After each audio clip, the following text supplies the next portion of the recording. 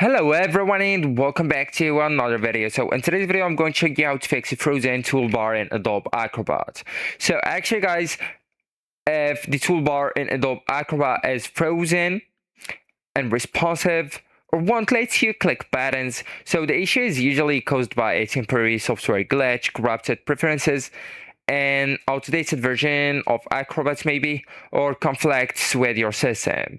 So actually guys, first I'd really advise you to do a restart to the app or to your Adobe Acrobat. So actually guys, just close Acrobat completely and reopen it. So you can go with your keyboard and just press Ctrl plus Shift plus Escape, and that's only to open the task manager, right? Or you can just go and navigate to the taskbar below with your cursor, and then just go and right click on it and go with the first option, task manager. So now just go ahead, find Adobe Acrobat right here, right click on it and go with and task, right? And just like that, and then just go ahead and right click on Adobe Acrobat, go with show more options here and go with run as administrator, right? And just go with yes. Go ahead with that specific PDF, right?